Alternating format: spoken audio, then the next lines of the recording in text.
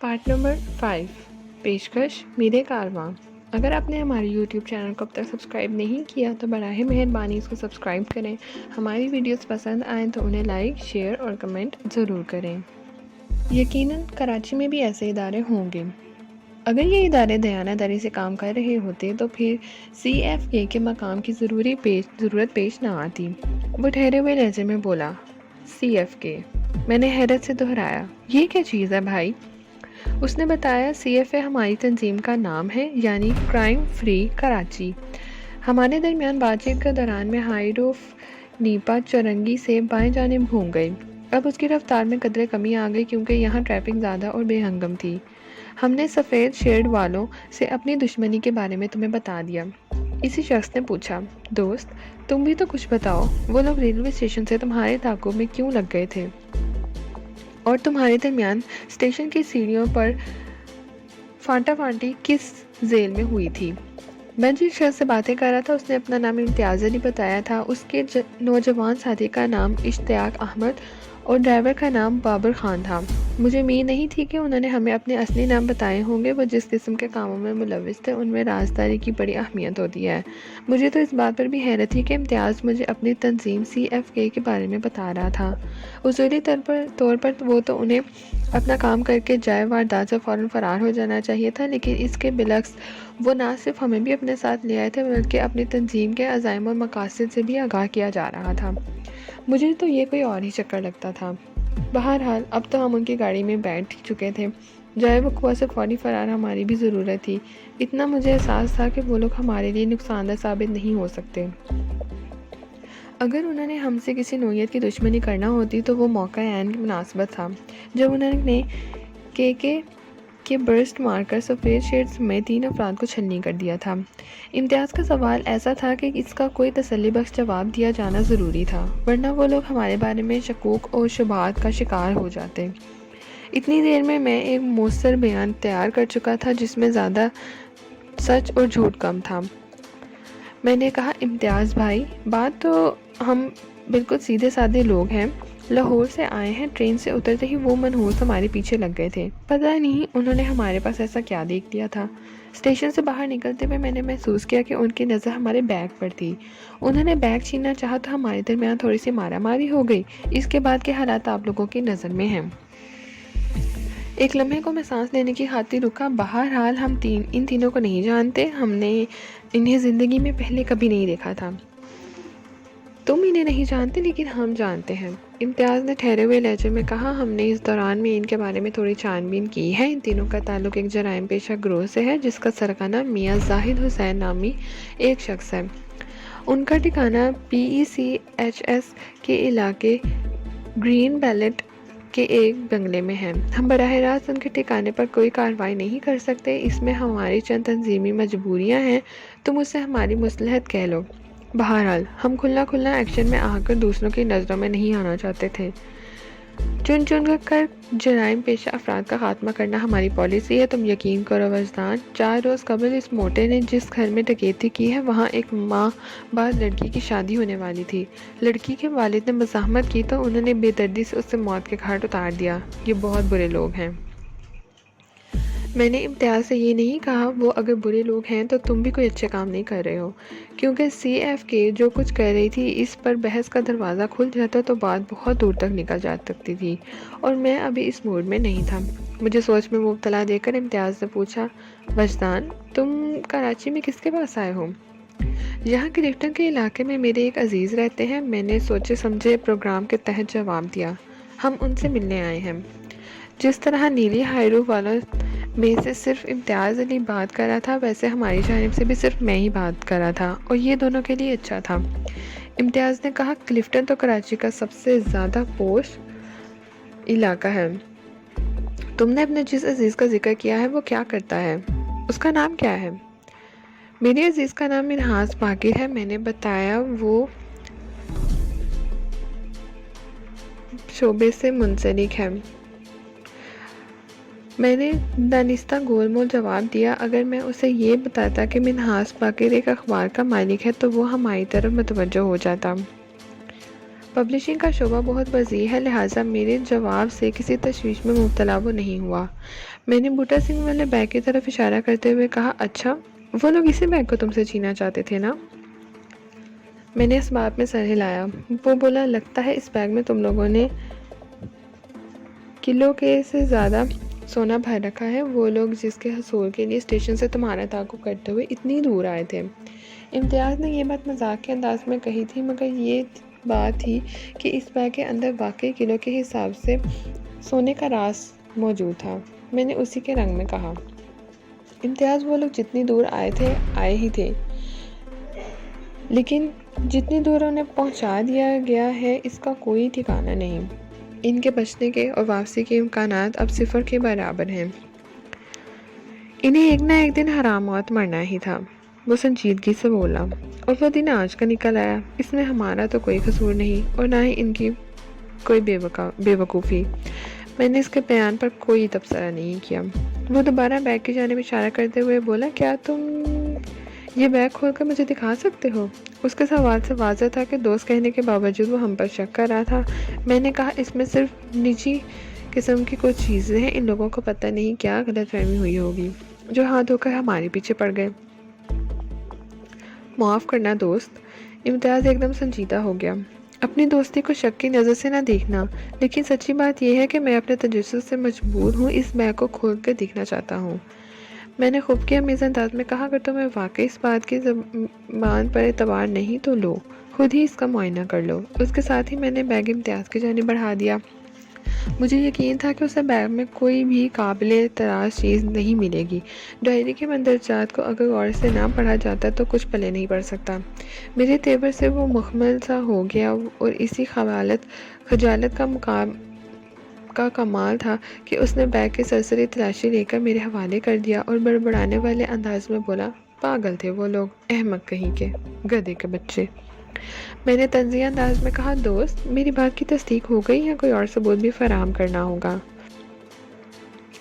میں نے کہا تھا نا میری بات کا برا نہ منانا۔ امتیاز نے کہا، لیکن لگتا ہے تم میری اس حرکت پر ناراض ہو گئے ہو۔ خیر چھوڑو اس بات کو، میں نے مسکراتے ہوئے کہا، جب تمہیں دوست کہہ دیا ہے تو پھر برا کیا منانا۔ ایک لمحے کو رک کر میں نے استفسار کیا، ہمیں کہاں ڈراپ کر رہے ہو امتیاز؟ تم کہو تو کلفٹن ہی چھوڑ آئیں گے، وہ فراخ دلی سے بولا۔ نہیں، اتنی زحمت کی ضرورت نہیں، میں نے جلدی سے کہا۔ تم ہمیں جائے وقوع سے بحفاظت نکال لائے ہو، یہی تمہاری بڑی مہربانی ہے۔ اپنے ٹھکانے پر ہم خود ہی چلے جائیں گے، تم ہمیں کسی ایسی جگہ اتار دو جہاں سے بآسانی ٹیکسی مل جائے۔ وہ گاڑی سے باہر دیکھتے ہوئے بولا، ہم اس وقت سبزی منڈی سے گزر رہے ہیں، ایسا کرتے ہیں ہم آپ لوگوں کو بہادر آباد کے چوراہے پر ڈراپ کر دیتے ہیں، اس کے بعد آپ جہاں جانا چاہیں چلے جائیں، ٹھیک ہے؟ بالکل ٹھیک ہے، میں نے جلدی سے کہا۔ دراصل میں جلد از جلد ان سے جان چھڑانا چاہتا تھا۔ وہ اگرچہ بالکل دوستانہ ماحول میں گفتگو کر رہا تھا، تاہم میں نے اس کی کہی ہوئی باتوں پر زیادہ اعتبار نہیں کیا۔ موخر واردات سے فوری روپوشی ناگزیر نہ ہوتی تو میں ان کے ساتھ سفر کا تصور بھی نہیں کر سکتا تھا۔ اگر واقعی ان کا تعلق کسی انتقامی تنظیم سے تھا تو اب تک امتیاز نے اپنے بارے میں مجھے جو کچھ بتایا تھا وہ اسے ہرگز نہیں بتانا چاہیے تھا۔ وہ جو بھی کھیل کھیل رہے تھے، فی الحال میں اس کی تہہ میں نہیں پہنچ پایا تھا۔ نیلی ہائی روف ایک بار رونق چوراہے کے قریب رک گئی۔ امتیاز نے میری جانب دیکھتے ہوئے کہا، وجدان، اگر مجھ سے دوستی کی ہے تو اس کی لاج بھی رکھنا۔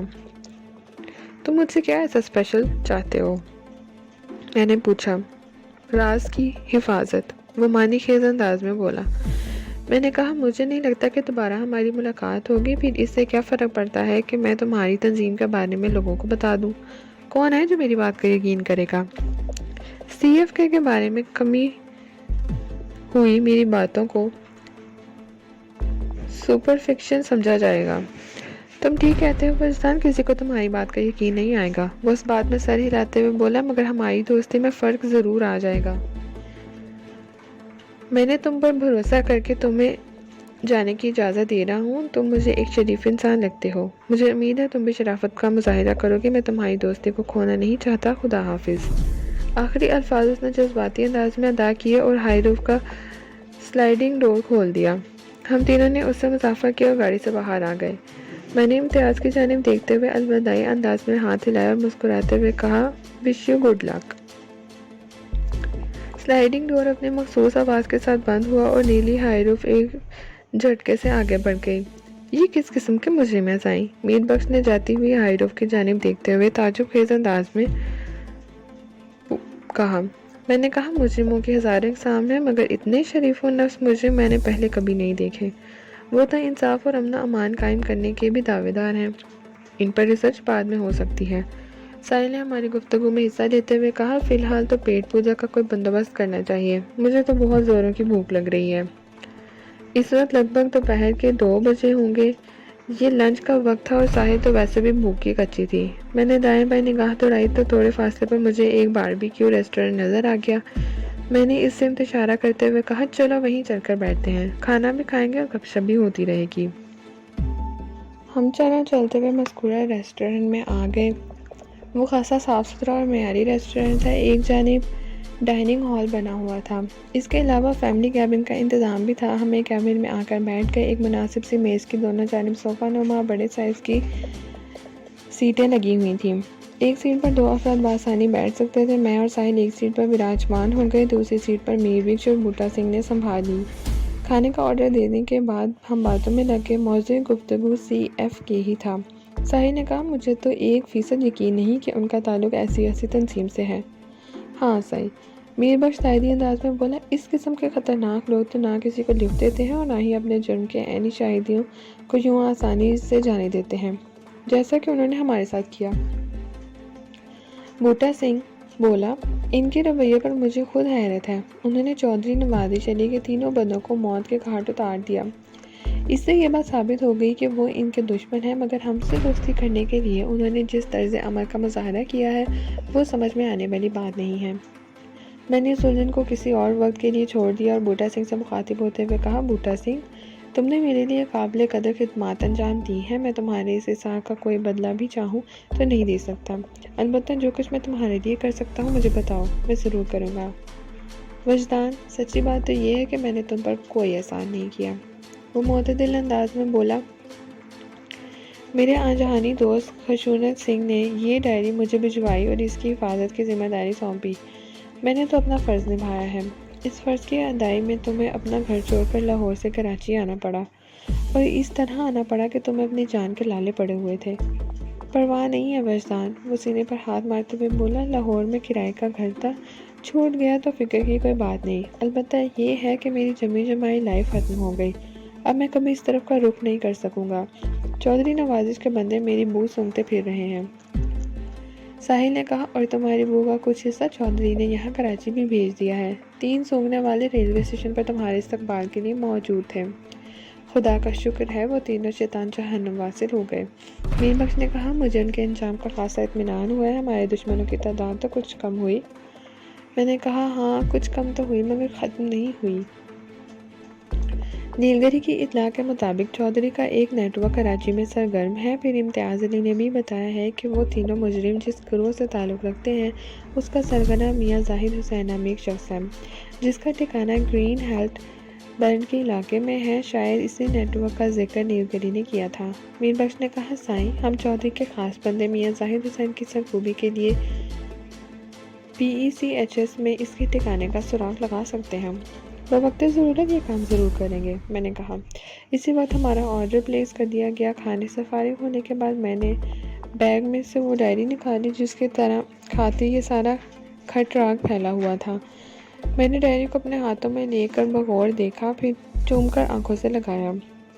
मैं इस वक्त खासा जज्बाती हो रहा था, इसलिए नहीं कि इस डायरी में कसीरुल मालियत सोने का राज रकम था, बल्कि मेरे जोश और जज्बात का ताल्लुक माजी की यादों से था। वो डायरी मेरे वालिद आबिद अली से ताल्लुक़ रखती थी। मेरे बाप ने मुझे कितनी मोहब्बत से पाला था, कितनी तवज्जो दी थी उन्होंने मुझे। इस अरसे का एक एक लम्हा मेरी निगाह में घूम रहा था। मैं एक सफ़ेद नैपकिन में लिपटा हुआ था जब वो मुझे पाकिस्तान से लेकर सिंगापुर पहुँचे थे।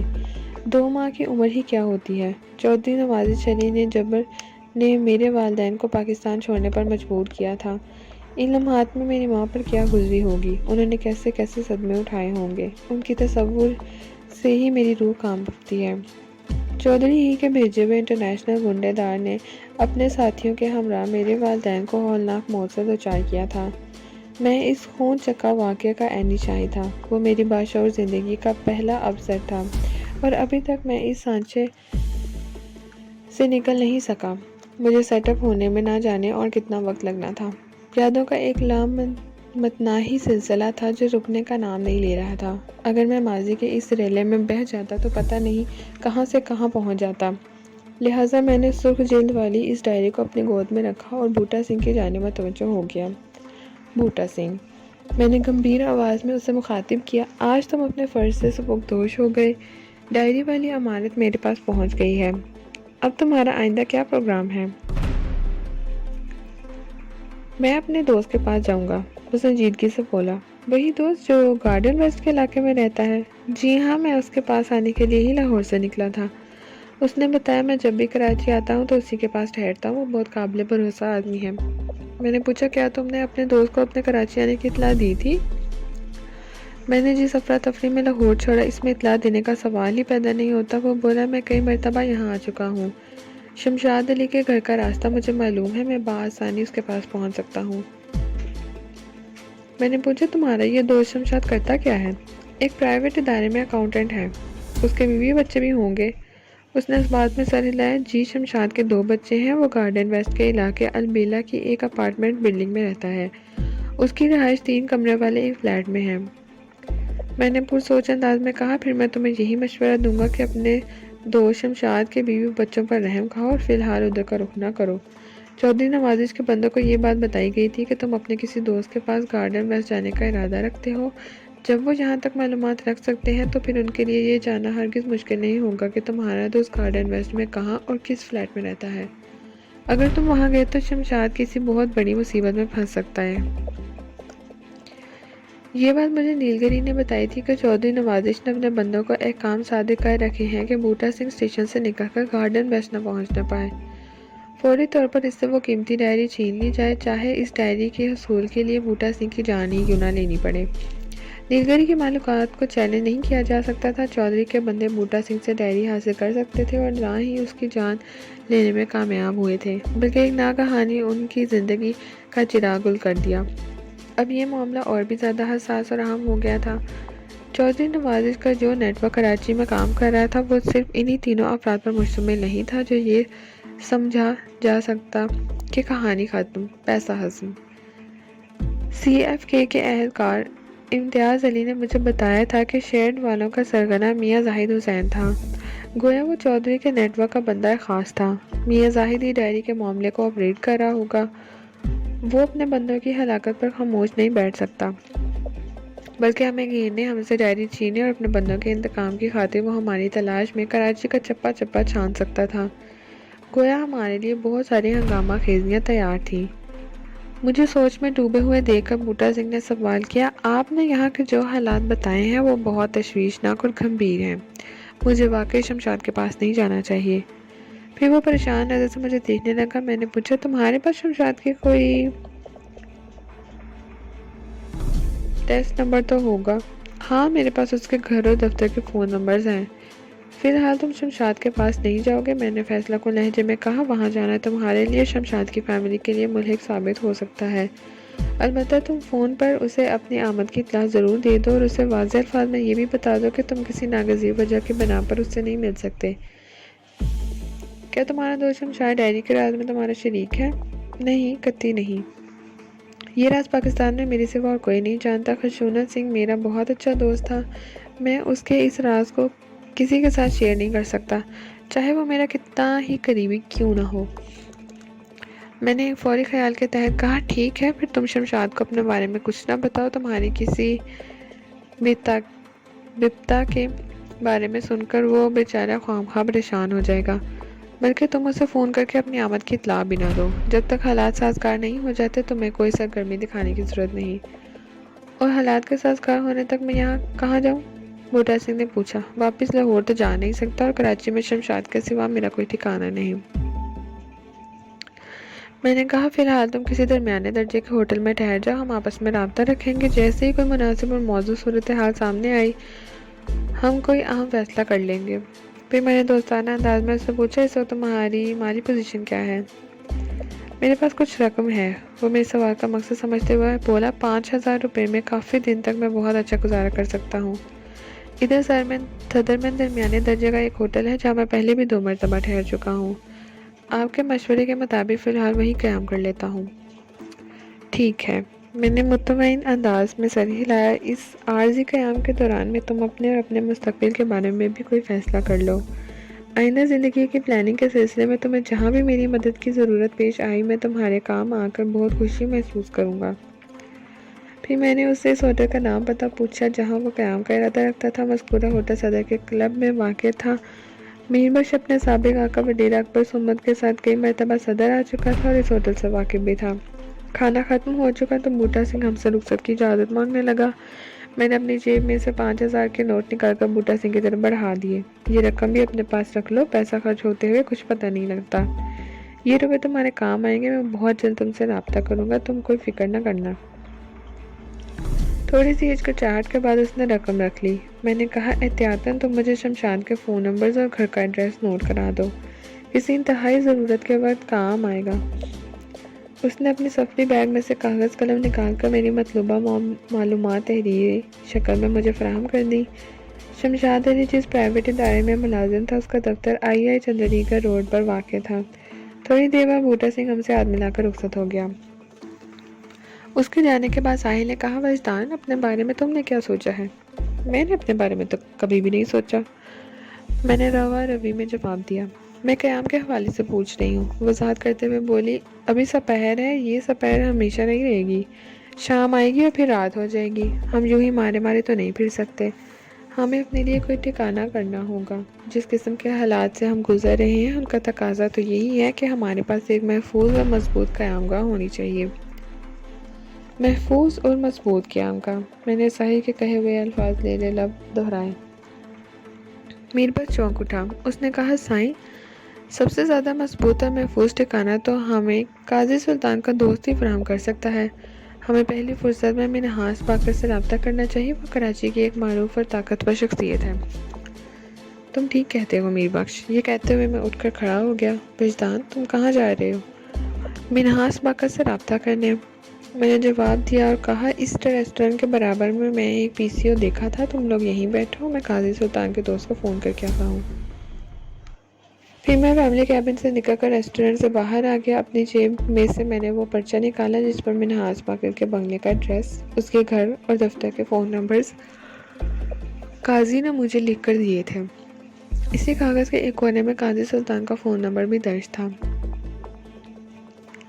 اس نمبر پر نگاہ پڑتے ہی میرا دھیان بنی سر کی طرف چلا گیا۔ ہم رات کے آخری پہر قاضی کی حویلی سے بڑے پراسرار انداز میں روانہ ہوئے تھے۔ نیلگری کی زبان دہانی پیش آنے والے حالات کے بارے میں مجھے پیش کی جو معلومات حاصل ہوئی تھیں، وہ بہت سنسنی خیز تھیں۔ موٹی توند والا مرتشی DSP قاضی کی حویلی پر ریڈ کر کے مجھے رنگے ہاتھوں پکڑنے والا تھا۔ ہوس پرست بد نیت DSP کا منصوبہ کس طرح خاک میں مل گیا ہوگا، یہ جاننے کے لیے میں بے چین ہو گیا۔ میں تصور کی نگاہ سے دیکھ رہا تھا، DSP مجھے حویلی میں نہ پا کر اپنے بال نوچ رہا ہوگا۔ میں ایک مرتبہ پھر اسے چوٹ دے آیا تھا، وہ اپنے زخم چاٹنے کے سوا اور کچھ نہیں کر سکتا۔ نیلگری اگر بر وقت مجھے حالات کی سنگینی کے بارے میں آگاہ نہ کرتی تو میں بیٹھے بٹھائے بہت بڑی مصیبت میں گرفتار ہو جاتا۔ نیلگری کے تعاون اور رہنمائی سے میں نے ڈائری بھی حاصل کر لی اور خود سمیت اپنے ساتھیوں کی جان بچانے میں بھی کامیاب رہا۔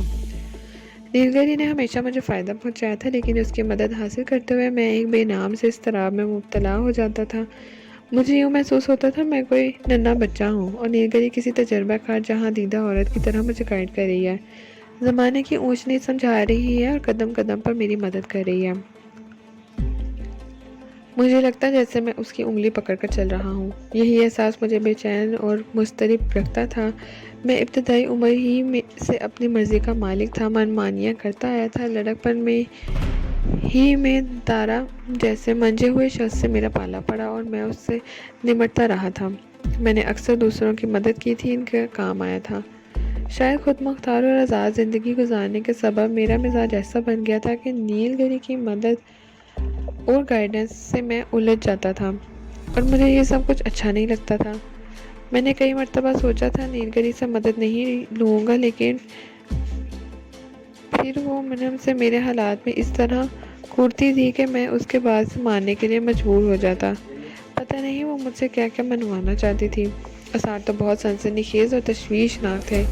بعض اوقات میں اس کے عزائم کے بارے میں سوچ کر انہیں مخمصے میں پڑ جاتا۔ گزشتہ رات والی ملاقات میں وہ کھل گئی تھی۔ میں نے واضح الفاظ میں مجھ سے محبت کا دعویٰ کیا اور مجھے یقین دلانے کی کوشش کرتی رہی کہ اس کے سوا اور کوئی عورت میری خلوت کی ساتھی نہیں بن سکتی۔ میرے زہریلے پن کے بارے میں اس نے جو انکشاف کیا تھا اسے رد کرنا حقیقت کو جھٹلانے کے مترادف تھا۔ میں نیلگری کے سنگین حالات کو ذہن میں بسائے پی سی او میں داخل ہو گیا۔ ساحل اور میر بس سے میں یہ کہہ کر آیا تھا کہ منہاس باقر کو فون کروں گا، لیکن یہاں پہنچ کر میرا ارادہ بدل گیا اور میں نے آپریٹر سے قاضی سلطان کی حویلی کا نمبر ملانے کو کہا۔ لاشعوری تجسس نے مجھے وہاں کے حالات جاننے کے لیے مجبور کر دیا۔ چند سیکنڈ کے بعد آپریٹر نے چھوٹے سے بوتھ میں رکھے ٹیلی فون سیٹ کی جانب اشارہ کرتے ہوئے کہا، آپ کا نمبر مل گیا ہے، بات کر لیں۔ میں نے بوتھ کا دروازہ بند کر کے ریسیور اٹھایا۔ ہیلو کے جواب میں قاضی سلطان کی آواز میری سماعت سے ٹکرائی۔ وہ فوراً مجھے پہچان گیا اور ہچھاں خیز لہجے میں بولا، سائیں تم کہاں ہو؟ میں کراچی میں ہوں، میں نے بتایا، اور بالکل خیریت سے ہوں، آپ اپنی سنائیں۔ وہ پرجوش انداز میں بولا، سائیں یہاں تو خوب ہنگامہ خیزی رہی۔ شادپلی والے ڈی ایس پی نے منی سر کے تھانہ انچارج کی مدد سے میری حویلی پر دھاوا بول دیا تھا۔ ایک لمحے کو رک کر اس نے پوچھا، مگر تم راتوں رات اپنے ساتھیوں کو لے کر کہاں غائب ہو گئے تھے؟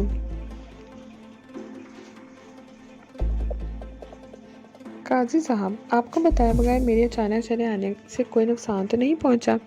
میں نے اس کے سوال کا جواب دینے کے بجائے پوچھا۔ وہ جلدی سے بولا، نہیں، بلکہ تم لوگوں کی غیر موجودگی میں حالات کو ٹیکل کرنا میرے لیے آسان ہو گیا تھا، اسی لیے تو میں وہاں سے نکل آیا تھا۔ میں نے کہا، او خدا کے بندے، اگر تمہیں جانا ہی تھا تو مجھے بتا کر بھی جا سکتے تھے۔ وہ میٹھی ناراضی سے بولا، میں تمہارے لیے بہت پریشان ہوتا رہا ہوں۔ میں نے کہا، قاضی صاحب آپ کو بتانے کا وقت بالکل نہیں تھا، مجھے ایک بے چینی سی لگی تھی۔ میری چھٹی اس نے مجھے بار بار فون کر رہی تھی کہ مجھے صبح ہونے سے پہلے وہاں سے نکل جانا چاہیے، ورنہ کینہ پرور ڈی ایس پی کوئی بھی مصیبت کھڑی کر سکتا ہے۔ میں نے اپنے خدشات کے بارے میں آپ کو بھی بتایا تھا۔ ہاں مجھے یاد ہے، تم نے اس سلسلے میں بات کی تھی۔ وہ تائید کرتے ہوئے بولا، مگر میں سمجھ رہا تھا میرا سالہ ایس پی اس معاملے کو سنبھال لے گا۔ میں سوچ بھی نہیں سکتا تھا کہ وہ بازار ڈی ایس پی اپنے خیر خواہ ڈی آئی جی تک پہنچ جائے گا۔ ڈی ایس پی کے کمینے پر نے حالات کو پلٹ دیا۔ میرا سالہ بھی اسی وجہ سے رات کے کھانے پر نہیں آ سکا۔ وہاں عمر کوٹ میں اونچے پیمانے پر میٹنگز چل رہی تھیں۔ بہرحال یہ بتائیں قاضی صاحب، ڈی ایس پی کے ریڈ کے کیا نتائج نکلے؟ وہ اطمینان بھری سانس خارج کرتے ہوئے بولا، سب کچھ خیریت سے نمٹ گیا۔ تم لوگوں کی غیر موجودگی نے معاملہ بالکل صاف اور سیدھا کر دیا۔ پولیس کے سامنے میں نے وہی کہانی پیش کی جو ہمارے درمیان طے ہوئی۔ تم اور تمہارے ساتھی کٹ ہو گئے۔ میں نے سارا ملبہ وڈیرہ اکبر سومت پر ڈال دیا۔ اسی کے وہاں پر منگل سنگھ نامی ایک ڈاکو نے میری بیٹی ممتاز کو اغوا کیا تھا۔ مقامی تھانے دار میرے اور اکبر سومت کے درمیان سال ہا سال سے پلنے والی دشمنی سے واقف ہے۔ پھر اس کے تھانے میں ممتاز کے اغوا کی رپورٹ بھی درج تھی۔ میں نے یہی موقف اختیار کیا کہ میرے آدمیوں نے وڈیرہ اکبر سومت اور اس کے ساتھی تارا پر قابو پا کر ممتاز کو ان کے قبضے سے نکالا ہے۔ منگل سنگھ ڈاکو اور اس کے ساتھ گنڈا سنگھ فرار ہونے میں کامیاب ہو گئے۔ چند لمحے سانس لینے کے لیے رکا، پھر جاری رکھتے ہوئے بولا، اگر تم لوگ حویلی میں موجود ہوتے تو میرے لیے بڑی مشکلات کھڑی ہو سکتی تھیں۔ اس صورت میں ڈی ایس پی کی مراد براتی اور وہ اپنے مشن میں کامیاب ہو جاتا، گویا اس کی کہانی ہٹ اور میری کہانی فلاپ ہو جاتی۔ میں نے پوچھا، وڈیرہ اکبر سومت اور تارا کا کیا بننا کیا تھا؟ میں نے انہیں پولیس کے حوالے کر دیا۔ قاضی سلطان نے بتایا، اس موقع پر ممتاز کی گواہی بہت کام آئی، اس نے تمہاری حمایت کی، میری بیان کردہ کہانی کی تصدیق کر دی۔ مہوا نے جب وڈیرہ اکبر سومت کو اس اغوا کا اصل ذمہ دار ٹھہرایا تو پھر باقی کیا رہ گیا تھا؟ واقعات اور شواہد بھی وڈیرے کے خلاف جا رہے ہیں۔ پھر ایس پی کی در پردہ حمایت بھی مجھے حاصل ہے۔ جو بھی ہوگا میرے حق میں بہتر ہی ہوگا۔ وڈیرے کا جو کچھ بھی ہونا ہے وہ پولیس ہی کرے گی۔ گویا آپ نے ان دونوں کو آزاد کر دیا، میں نے پرخیال انداز میں بولا۔ وہ چونک کر بولا، کہ تم کیا کہنا چاہتے ہو وجدان؟ میں نے کہا، اکبر سومت جیسے بھوتار وڈیرے پولیس کی تحویل میں آزادی سے تصور کیے جاتے ہیں۔ اس وقت تو حالات کی پوری طرح ان کی مخالفت کر کمر بستہ تھے، اس لیے وہ قابو آ گیا۔ لیکن مجھے امید ہے وہ کوئی نہ کوئی ذریعہ استعمال کر کے خود کو اور اپنے مہمان دوست کو تارا کو بچا لے گا، خاص طور پر اس صورت میں کہ ڈی ایس پی کی حمایت بھی حاصل ہے۔ قاضی سلطان نے کہا، عام حالات میں کسی عام آدمی کے ساتھ ایسا ہو سکتا ہے، لیکن میں نہ تو عام آدمی ہوں، نہ ہی موجودہ حالات کو عام کہا جا سکتا ہے۔ میں آسانی سے وڈیروں کو چھوٹنے نہیں دوں گا۔ اللہ کرے ایسا ہی ہو۔ میں نے قاضی سلطان سے زیادہ بحث کرنا مناسب نہ سمجھی۔ وہ پورے وثوق سے بولا، وجدان تم دیکھ لینا، انشاءاللہ ایسا ہی ہوگا۔ میں ٹیلی فون پر بات تو قاضی سلطان سے کر رہا تھا، لیکن میری چشم تصور میں مدھوری دکشت کے سراپا والی وہ دلکش اور دل نشین لڑکی گھوم رہی تھی جس کا نام ممتاز تھا۔ وہ قدم قدم پر میری حمایت پر کمر بستہ تھی۔ اس کی صورت متاثر کن تھی ہی، اس کا عمل بھی مجھے بہت متاثر کر رہا تھا۔ وہ ایک مرتبہ سامنے آنے کے بعد حویلی کے کسی نہایت خفیہ حصے میں جا چھپی تھی اور وہیں بیٹھ کر میرا کیس لڑ رہی تھی۔ عجیب حساس شناس لڑکی تھی وہ۔ ریسیور میں ابھرنے والی قاضی سلطان کی آواز نے مجھے خیالوں سے چونکا دیا۔ وہ پوچھ رہا تھا، وجدان ایک بات سچ سچ بتاؤ۔